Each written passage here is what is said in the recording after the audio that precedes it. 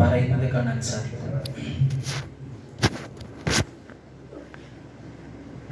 അസ്ലുദ്ദീനി അൽ വറഉ, ദീനിന്റെ അടിസ്ഥാനം എന്ന് പറയുന്നത് സൂക്ഷ്മത പുലർത്തലാണ്.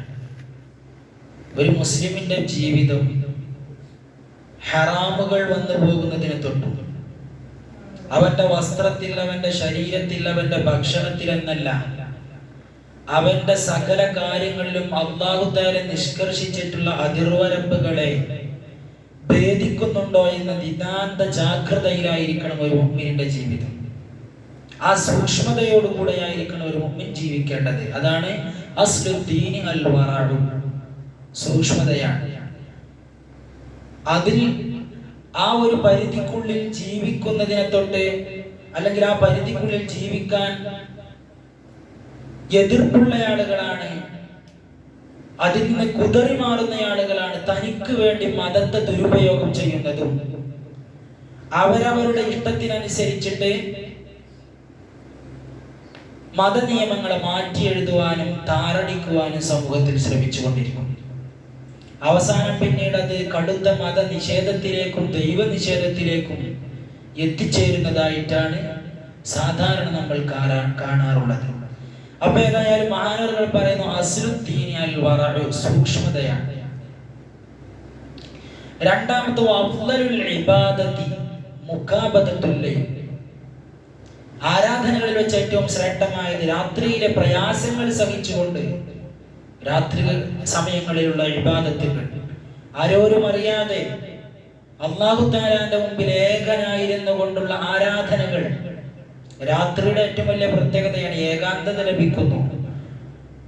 മറ്റാരും തങ്ങളെ കാണുന്നുണ്ട്, ആ ഒരു അവസ്ഥ അവിടെ വരുന്നില്ല. നമുക്ക് പൂർണ്ണമായും മനസ്സിനെ സംശുദ്ധമായ രൂപത്തിൽ ഇബാദത്തുകൾ നിർവഹിക്കാൻ സാധിക്കും.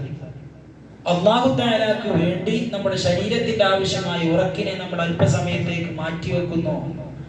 ഈ രൂപത്തിൽ മുഖാബദത്തുൽ രാത്രി സമയത്തുള്ള പ്രയാസങ്ങളെ സഹിച്ചുകൊണ്ട് നമ്മൾ ഇബാദത്തുകളിൽ ഏർപ്പെടുന്നത്. മൂന്നാമത് മഹാനവറുകൾ പറയുന്ന ഒരു കാര്യം കൂടിയുണ്ട്. അഫ്ളലു തുറുഖിൽ ജന്നത്തി സലാമത്തു സദർ, സ്വർഗത്തിലേക്കുള്ള ഏറ്റവും ഉന്നതമായ ശ്രേഷ്ഠമായ വഴി എന്ന് പറയുന്നത് ശുദ്ധമായ മനസ്സാണ്. ശുദ്ധമായ മനസ്സുള്ള ഒരാൾക്ക് വളരെ പെട്ടെന്ന് തന്നെ സ്വർഗം കരസ്ഥമാക്കി എടുക്കാൻ സാധിക്കും. യൗമ ലാ യൻഫഉ മാലുൻ വലാ ബനൂൻ ഇല്ലാ മൻ അതല്ലാഹ ബിഖൽബിൻ സലീം, വിശുദ്ധമായ ഖുർആനിൽ അല്ലാഹു തആല പഠിപ്പിച്ചതാണ്. പാരത്രികമായ ലോകത്ത് നമ്മുടെ വലിയ സമ്പാദ്യങ്ങളോ അല്ലെങ്കിൽ നമ്മുടെ ദീനിന്റെ, നമ്മുടെ ദുനിയാവിന്റെ മോടികളെന്ന്, അതിന്റെ ഹരിതാഭ എന്ന് വിശുദ്ധ ഖുർആൻ വിശേഷിപ്പിച്ചിട്ടുള്ള സമ്പത്തും സന്താനവും ഒന്നും നമുക്ക് ആ സമയത്ത് ഉപകാരപ്പെടുന്നില്ലെങ്കിൽ, ആ സമയത്ത് ഉപകാരപ്പെടുകയില്ല. പിന്നെയോ ഇല്ലാ മൻ അതല്ലാഹ ബിഖൽബിൻ സലീം, സംശുദ്ധമായ ഹൃദയവുമായി കടന്നു വന്നവരല്ലാതെ മറ്റുള്ളവരോടുള്ള പകയോ വിദ്വേഷമോ അല്ലെങ്കിൽ വെറുപ്പോ അതൊന്നും ഉള്ളിൽ വെക്കാതെ സംശുദ്ധമായ മനസ്സോടുകൂടെ ജീവിക്കുന്നവർ, അവർക്ക് വളരെ പെട്ടെന്ന് തന്നെ സ്വർഗത്തിൽ കരസ്ഥമാക്കാൻ സാധിക്കും. റസൂലുള്ളാഹി തങ്ങൾ പറഞ്ഞ ഹദീസ് നമ്മൾ മുന്നേ പറഞ്ഞതാണ്. സ്വർഗത്തിന്റെ അവകാശിയാകുന്ന ഒരു മനുഷ്യൻ ഇതിലൂടെ കടന്നു വരും. അതിലൂടെ ഒരു മനുഷ്യൻ കടന്നു വരുന്ന, ഒരു സഹാബി വര്യൻ കടന്നു വരുന്നു, മദീനക്കാരൻ. വീണ്ടും വീണ്ടും ആവർത്തിക്കുന്നു. തൊട്ടടുത്ത ദിവസങ്ങളിലായി അതേ മനുഷ്യൻ കടന്നു വരുന്നു. സഹാബാക്കൾ ചോദിച്ചു, സഹോദര, നിങ്ങൾക്ക് റസൂലുള്ളാഹി തങ്ങൾ ഇങ്ങനെ പറയാനുള്ള കാരണം എന്താണ്? ആ മനുഷ്യൻ പറഞ്ഞു, ഞാൻ വലിയ ഇബാദത്തുകൾ ചെയ്യുന്നയാളൊന്നുമല്ല, പക്ഷേ ഓരോ ദിവസവും രാത്രിയും ഞാൻ എന്താകും, പുനർവിചിന്തനം നടത്തും.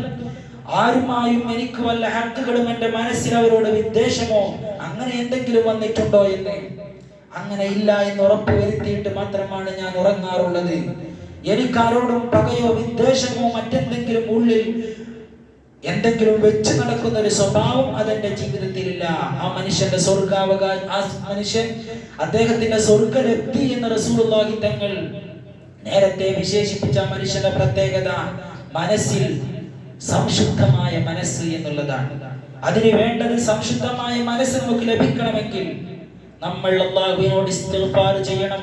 നമ്മുടെ പാപങ്ങളിൽ നമ്മൾ ഇസ്തിഗ്ഫാർ നടത്തുക. അല്ലാഹുവിനോട് ദുആ ചെയ്യുക. റബ്ബി ഇശ്റഹ് ലി സദ്രി. അല്ലാഹു തആലയോട് നമ്മൾ ദുആ ചെയ്യുക.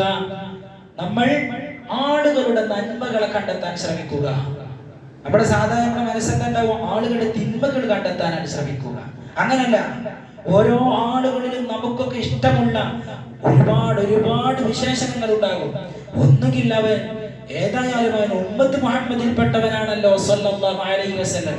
ആ രീതിയിലെങ്കിലും നമ്മുടെ മനസ്സിൽ ഒരു സ്നേഹം ഉണ്ടാക്കിയെടുക്കുവാൻ, ആളുകളോടൊരു ഇഷ്ടം ഉണ്ടാക്കിയെടുക്കുവാൻ, അല്ലെങ്കിൽ ആളുകളിൽ അവശേഷിക്കുന്ന ആ നന്മകളെ നമ്മൾ ഫോക്കസ് ചെയ്ത് കാണുവാനും അതിനെ ഇഷ്ടപ്പെടുവാനും ശ്രമിക്കുന്നതിലൂടെ നമുക്ക് മാറ്റങ്ങൾ ഉണ്ടാക്കാൻ സാധിക്കുമെന്ന് മഹാത്മാക്കൾ പഠിപ്പിച്ചതായി കാണാൻ സാധിക്കും. അല്ലാഹു സുബ്ഹാനഹു വ തആല സലീമായ ഹൃദയത്തോടുകൂടെ, സംശുദ്ധമായ ഹൃദയത്തോടുകൂടെ അല്ലാഹു തആലയെ സമീപിക്കുവാൻ നമുക്ക് തൗഫീഖ് നൽകട്ടെ.